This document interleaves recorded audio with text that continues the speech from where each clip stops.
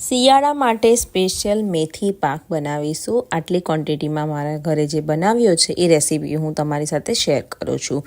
તો મેથી પાક બધાના ઘરે અલગ અલગ રીતે બનતો હોય છે, પણ આજે હું એકદમ સિમ્પલ અને ઇઝીથી બને એ રીતે શીખવાડીશ। તો સૌથી પહેલાં અહીંયા આગળ આપણે ઘી લેવાનું છે। અહીંયા આગળ ઘી આપણે અડધા કપ જેટલું લીધું છે। એની અંદર આપણે બેસન ઉમેરવાનું છે, જે મેં અહીંયા આગળ 150 ગ્રામ જેટલું બેસન લીધું છે। તો બેસનને એકદમ ધીમી ગેસ રાખીને આપણે શેકવાનું છે। આ ટાઈમે તમને એવું લાગે કે ઘી ઓછું છે, તમારે ઘી ઉમેરવાનું છે। તો આમાં લોટમાં થોડુંક વધારે જ પડતું આપણે ઘી નાખીને શેકવાનો છે, જેથી આપણે લાસ્ટમાં ઓછું ઘી ઉમેરવું પડે। તો અહીંયા આગળ મેથી પાકમાં ઘી લગભગ આટલી જે મેં ક્વોન્ટિટી બતાવું છું એમાં આપણે 1.5 કિલો ઘી યુઝ કરવાનું છે।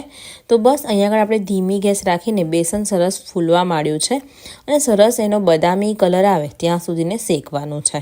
તો તમારો આ લોટ શેકાઈ જાય એટલે તમારે એક મોટા વાસણમાં કાઢવાનો છે। અહીંયા આગળ બેસન શેકાય છે, સાઈડમાં આપણે બીજા ગેસ ઉપર ગુંદરને પણ તળવાનો છે। તો અહીંયા આગળ 250 ગ્રામ ગુંદરને ઘીની અંદર તળી લીધો છે। તળાઈ જાય એટલે એને ક્રશ પણ કરી લેવાનો છે। તો અહીંયા આગળ હું સાઈડ ઉપર ગુંદરને બી તળું છું। પછી લોટ જેવો શેકાઈ જાય એટલે એક મોટા કઢાઈમાં આપણે બેસનને કાઢી લેવાનું છે। પછી આપણે બીજો લોટ શેકવાનો છે। તો આપણે એક વારાફરતી લોટ શેકવાના છે।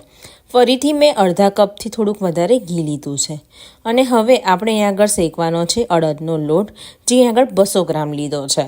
બસ તો અડદના લોટને શેકાતા થોડીક વધારે વાર લાગે છે, એટલે અડદના લોટને ઉતાવળ નહીં કરવાની, એકદમ ધીમી ગેસ રાખીને શેકવાનો છે। જરૂર પડે તો તમારે થોડું ઘી આની અંદર ઉમેરતું જવાનું છે અને લોટને એકદમ સરસ લાલાશ કલર આવે ત્યાં સુધીને શેકવાનો છે। તો તમે જોઈ શકો છો અહીંયા આગળ લોટ પણ શેકાવા માંડ્યો છે। તો આ જ રીતે તમારે એને સતત હલાવતું રહેવાનું છે, જેથી લોટ કાચો બિલકુલ ના રહે। તો અહીંયા આગળ એકદમ સરસ આપણો અડદિયાનો લોટ લાલાશ કલર આવી ગયો છે। તો એને પણ હવે આપણે જે બેસન શેકીને કઢાઈમાં કાઢ્યું એમાં તમારે કાઢી લેવાનું છે। તો બસ હવે આપણે બીજો લોટ શેકવાનો છે અને ત્યાં સુધીમાં જે આપણો ગુંદર તળેલો છે તે ઠંડો થઈ જાય તો આ રીતે તમારે ક્રશ કરી લેવાનો છે। અહીંયા આગળ આપણે સેમ કઢાઈમાં ફરીથી અડધા કપ જેટલું ઘી લેવાનું છે અને ઘઉંનો કરકરો લોટ લીધો છે, જે 100 ગ્રામ જેટલો લીધો છે। તમારે કોઈ પણ એક વાડકીનું માપ સેટ કરી થોડો વધારે અડદનો લોટ, એનાથી થોડુંક ઓછું બેસન અને એનાથી થોડોક ઓછો ઘઉંનો લોટ, એ રીતે પણ કરી શકાય છે। તો બસ અહીંયા આગળ આપણે સરખી રીતે લોટને શેકાવા દેવાનું છે। પહેલાં કહ્યું એમ કે ઘીની જરૂર પડે તો આ રીતે તમારે એને ઉમેરતું જવાનું છે અને લોટને એકદમ સરસ રીતે શેકવાનો છે। અને હજુ સુધીને તમે અમારી યુટ્યુબ ચેનલને સબસ્ક્રાઈબ ના કરી હોય તો સૌથી પહેલાં સબસ્ક્રાઈબ કરી લેજો। અહીંયા આગળ સરસ ઘઉંનો લોટ પણ શેકાઈ ગયો છે। અહીંયા આગળ આપણે જે લોટ શેકીને રાખ્યો છે એની અંદર જ આપણે આ ઘઉંનો લોટ પણ ઉમેરી દેવાનો છે। તો આ જ રીતે તમારે ત્રણેય લોટ શેકી લેવાના છે। તો અહીંયા આગળ લોટ શેકાઈ ગયો છે એટલે કઢાઈમાં ઉમેરી દીધો છે। ત્યાર પછી હવે આપણે ડ્રાયફ્રૂટ, અહીંયા આગળ ઘી જે આપણે ગુંદર તળ્યો એ વધ્યું હોય એમાં કાજુ, બદામ અને પિસ્તા 50 ગ્રામ સમારીને ઉમેરી દેવાના છે અને એક સાથે જ આપણે થોડું ઘીમાં શેકી લેવાનું છે। બહુ વધારે લાલ નથી કરવાના, હલકું ઘી ગરમ જ છે એમાં જ આપણે શેકી લેવાના છે। હવે આપણે ફરીથી ઘી ઉમેરવાનું છે, લગભગ અડધા કપ જેટલું। અહીંયા આગળ 250 ગ્રામ જે કોપરું આવે સૂકું, એને ઘરે છીણી લીધું છે અને મેથી પાકમાં આવું જ આ રીતે જ કોપરું ઉમેરવાનું છે। તમારે કોપરાનું એકદમ ઝીણું છીણ નથી લેવાનું, તમારે સૂકા કોપરાની કાચલી લઈ અને આ રીતે છીણી અને એને શેકવાનું છે। શેકાઈ જાય પછી એક બીજા વાસણમાં આપણે આગળ 250 ગ્રામ મેથીનો લોટ લેવાનો છે।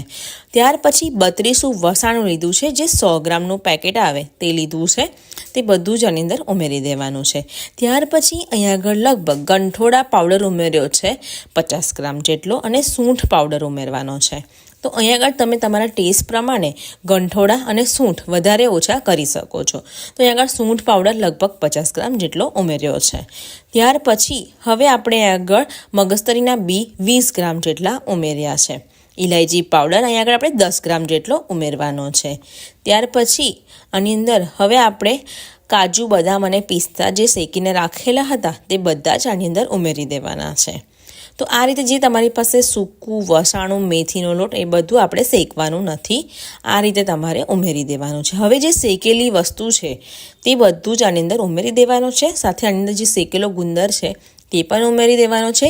એ વિડીયોની ક્લિપ ડિલીટ થઈ ગઈ છે એટલે આપણે સાથે જ બધું ઉમેરી દેવાનું। હવે ખસખસ લીધી છે 50 ગ્રામ, એને આ રીતે મિક્સરમાં એકદમ ક્રશ કરીને રાખી છે જેથી એ સરખી રીતે મિક્સ થઈ જાય। તો અહીંયા આગળ બધું જ ઇન્ગ્રીડિયન્ટ લઈ લીધા છે। હવે આપણે ઘી અને ગોળનો પાયો કરવાનો છે। પાયો એકદમ કડક નથી કરવાનો, આપણે ખાલી ગોળને ઓગળવાનો છે। તો અહીંયા આગળ 500 ગ્રામ જેટલો ગોળ લીધો છે જે ઘીની અંદર આપણે ઉમેરી દેવાનો છે અને સરસ ગોળ એકદમ સરખી રીતે ઓગળી જાય ત્યાં સુધીને એને શેકાવા દેવાનો છે। તો અહીંયા આગળ ગોળ જે છે તે આપણું એકદમ સરખી રીતે ઓગળી ગયો છે એટલે હવે આપણે ગેસને બંધ કરી દેવાનું છે। તો અહીંયા આગળ જેટલું ઘી લીધું છે ટોટલ અહીંયા આગળ 1.5 કિલો જેટલું ઘી યુઝ થયું છે। તમને જો જરૂર પડે તો તમે થોડું વધારે ઘી યુઝ કરી શકો છો। હવે જે લોટ શેકીને રાખ્યા છે અને જે આપણે બધું મિક્સ કરીને રાખ્યું હતું મેથી ડ્રાયફ્રૂટ એ બધું એકસાથે પહેલાં મિક્સ કરી લેવાનું છે। ત્યાર પછી ઘી અને ગોળવાળો જે આપણે મિશ્રણ રાખ્યું છે ગરમ ગરમ જ મિક્સ કરવાનું છે। તમે લાડુ પણ બનાવી શકો છો કાં તો તમે થાળી પણ શકો છો, તો તમને જે અનુકૂળ આવે તે રીતે તમે કરી શકો છો। તો અહીંયા આગળ બધું મિશ્રણ પહેલાં મિક્સ કરી લેવાનું છે અને પછી ઘી અને ગોળ આની અંદર ઉમેરવાના છે। તમે આમાં થોડું ટેસ્ટ કરી અને તમને જો વધારે એકદમ કડવું લાગે તો તમે થોડુંક આમાં સાકરનો પાવડર પણ નાખી શકો છો। આ ટાઈમે તમારા જો લાડુ ના વળતા હોય તો તમે થોડું ઘી ગરમ કરીને પણ ઉમેરી શકો છો। તો બસ આ જ માપથી તમે બનાવશો તો એકદમ તમારો પરફેક્ટ મેથી પાક બને છે। એકવાર સરખું મિક્સ થઈ જાય એટલે તમારે ગરમ ગરમ જ ગ્રીસ કરેલી થાળીમાં એને થાળી દેવાનું છે। બધું એક સરખી રીતે મિક્સ થઈ ગયું છે। આમાં થોડું ઘી ઓછું લાગે છે તો ઉપરથી ફરીથી ઘી ઉમેર્યું છે। તો મેથી પાક બનાવો એટલે ઘીમાં કંજુસાઈ નથી કરવાની, ઘી તો એકદમ સરસ આગળ પડતું જ રાખવાનું છે। તો અહીંયા આગળ એકદમ સરસ આપણો લચપત્તો મેથી પાક તૈયાર થઈ ગયો છે। તો હવે હું એને થાળી દઈશ, પછી તમારે ઓવરનાઇટ એને રાખવાનું છે અને પછી એને કટ કરી લેવાનું છે। અને લાડુ બાંધવાના હોય તો તમારે આ જ રીતે ગરમ ગરમ જ એને લાડુ બાંધી દેવાના છે જેથી એ ઠરશે એટલે એકદમ કોરા પડી જતા હોય છે એટલે ઘી થોડુંક આપણે આગળ પડતું રાખ્યું છે। તો આ જ રીતે મેં બધી થાળીમાં એને થાળી લીધું છે। ઠંડુ થઈ જશે એટલે હું એને કટ કરી લઈશ। તો તમે પણ હજુ સુધીને મેથી પાક ના બનાવ્યો હોય તો તમે આ રીતે બનાવજો, બધાને ખૂબ જ પસંદ આવશે અને આ માપથી એકદમ કડવો પણ નથી લાગતો। તો વિડીયોને લાઇક અને શેર કરવાનું બિલકુલ ના ભૂલતા। શિયાળામાં તો ખાસ જ બનાવજો, બધાના શરીરના જે ઘૂંટણના દુખાવા હોય તે દૂર થાય એટલે શિયાળામાં તો આ વસાનું ચોક્કસથી ખાવું જોઈએ। તો વિડીયોને લાઇક કરજો, શેર કરજો અને અમારી યુટ્યુબ ચેનલ ગુજરાતી કિચનને સબસ્ક્રાઈબ કરવાનું બિલકુલ ના ભૂલતા।